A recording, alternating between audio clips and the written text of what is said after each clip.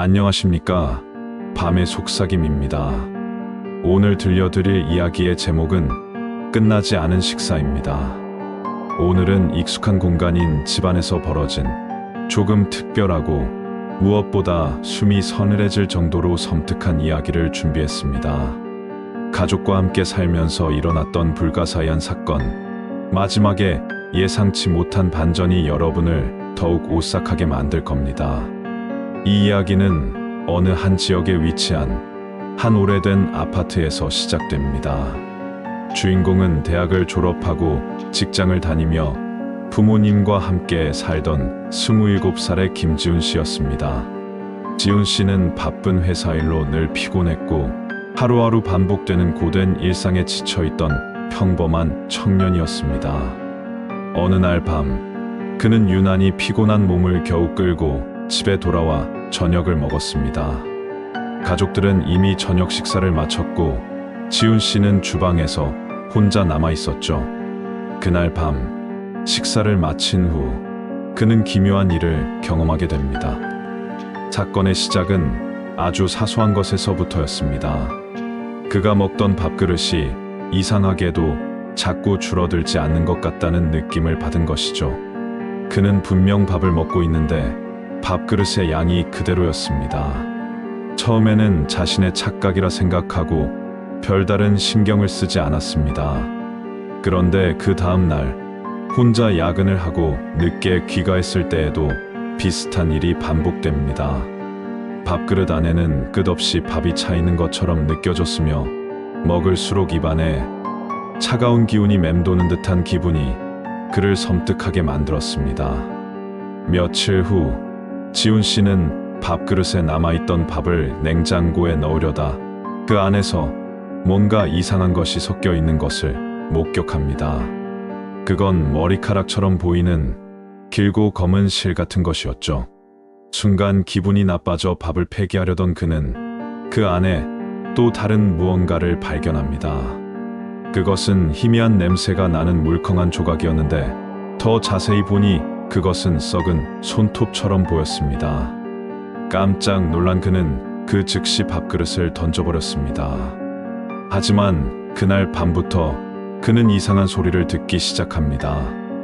늦은 밤 주방에서 숟가락이 달그락거리는 소리가 반복적으로 들렸습니다.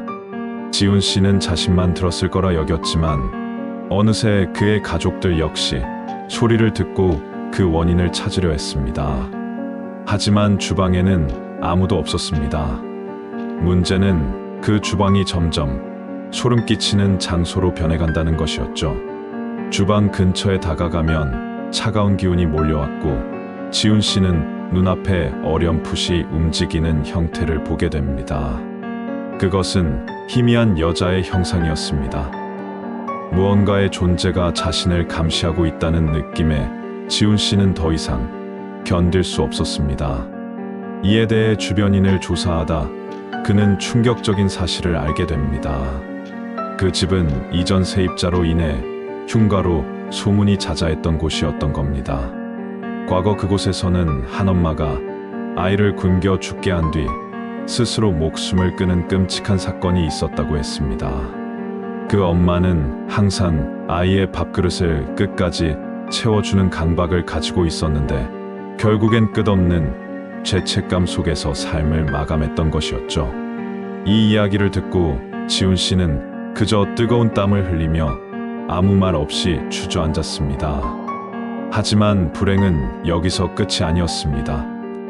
그날 밤 지훈 씨는 잠을 자다가 뭔가 머리맡에서 그의 이름을 속삭이는 소리에 눈을 떴습니다. 정신을 차려보니 주방 쪽에서 아무런 빛도 없이 무엇인가 움직이고 있었습니다. 이젠 똑바로 보일 정도로 뚜렷하게 나타난 여자의 형상은 가만히 주방에 앉아 밥을 먹고 있었죠. 천천히 고개를 돌리며 그를 바라보는 형상, 그리고 웃고 있는 입술. 지훈 씨는 그 자리에서 비명을 지르며 집을 뛰쳐나갔습니다. 이후 다시는 그 집에 들어가지 않았고 그 가족 역시 모두 이사를 떠났습니다.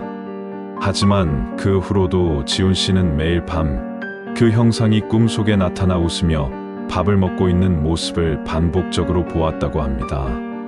마치 자신을 따라온 것처럼요. 심지어 다른 집으로 이사를 간 뒤에도 새벽이면 주방에서 밥 짓는 냄새가 풍기곤 했습니다. 그 일로 인해 지훈 씨는 끝내 혼자 사는 것을 두려워하게 되었고, 지금도 밥을 먹을 때마다 자신의 그릇을 뚫어지게 쳐다보는 습관을 버리지 못했다고 합니다. 과연 이 형상은 그의 마음속 죄책감에서 비롯된 망상이었을까요? 아니면 아직 끝나지 않은 원혼의 집착이었을까요? 여러분은 어떻게 생각하시나요? 이런 이야기는 과거 속 사건에만 머무는 것이 아니라 지금 우리의 일상 속으로 스며들 수 있다는 점을 한 번쯤 떠올려 보시면 좋겠습니다. 오늘 이야기는 여기까지입니다. 영상을 시청해 주셔서 감사합니다. 영상이 마음에 드셨다면 구독과 좋아요 부탁드립니다. 감사합니다.